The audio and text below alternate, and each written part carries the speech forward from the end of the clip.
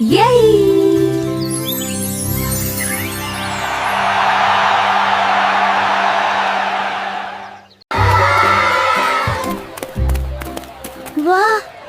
یہ بلونز کتنے پیارے ہیں۔ اب میں ہوا میں اڑنے والا ہوں۔ ارے گولو، زیادہ مضبوطی سے پکڑ ورنہ اڑ جاؤ گے۔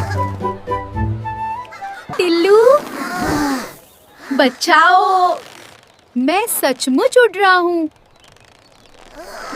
پکڑ کے رکھو گولو ورنہ کریش لینڈنگ ہوگی۔ ارے یہ بولتا بھی ہے۔ بچوں ٹیم ورک کرو ورنہ گولو اڑ جائے گا اسکائی میں۔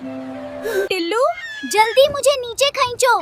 رسی پک دو گولو، میں تمہیں نیچے لا رہا ہوں۔ ہمت رکھو گولو، تم بچ جاؤ گے۔ ٹلو جلدی کرو، میں اور اوپر جا رہا ہوں۔ مٹھو جلدی روپ گولو تک لے جاؤ۔ ارے میں ہوا کا ہیرو بن گیا۔ ہیرو بننا ٹھیک ہے لیکن بنا سوچے سمجھے کام خطرناک ہے۔